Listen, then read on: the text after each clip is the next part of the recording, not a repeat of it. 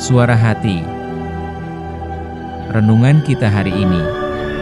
Topik: Tuhan Yesus adalah jalan kebenaran dan hidup.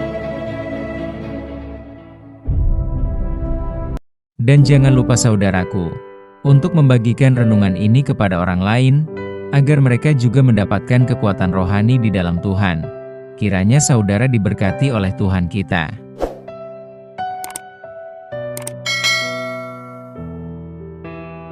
Nas renungan kita hari ini, Yohanes 14 ayat 5, 6 dan 7, kata Thomas kepadanya, "Tuhan, kami tidak tahu kemana Engkau pergi. Jadi bagaimana kami tahu jalan ke situ?" Kata Yesus kepadanya, "Akulah jalan dan kebenaran dan hidup. Tidak ada seorang pun yang datang kepada Bapa, kalau tidak melalui Aku.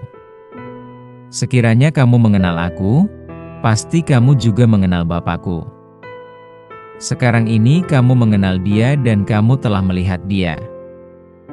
Saudaraku, fakta yang sangat menyedihkan bagi kita saat ini adalah banyaknya orang Kristen yang percaya kepada Tuhan Yesus, tetapi hanya pada level permukaan saja.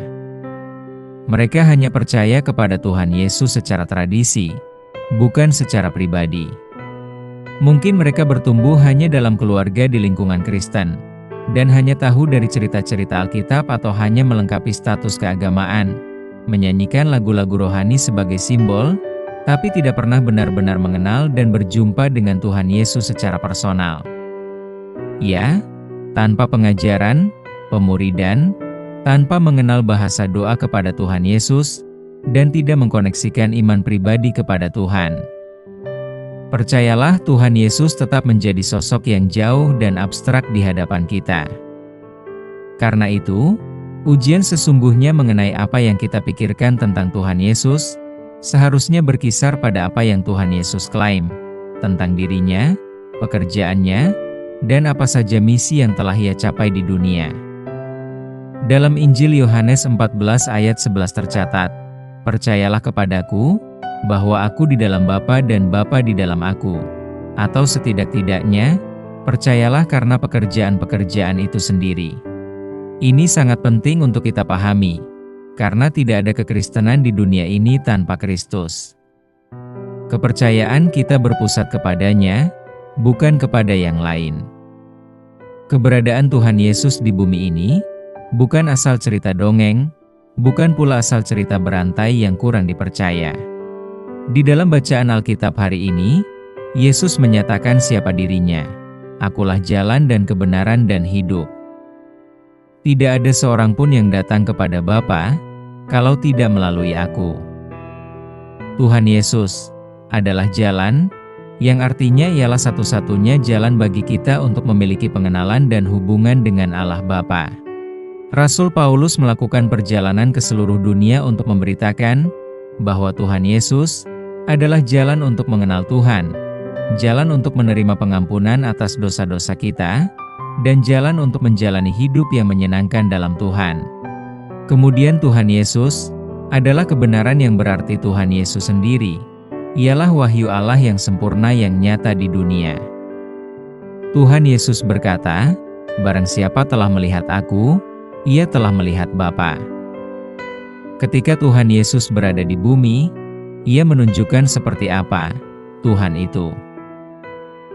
Kita mengetahui seperti karakter Tuhan itu, kasih-Nya kepada manusia, dan rencana Tuhan nyata.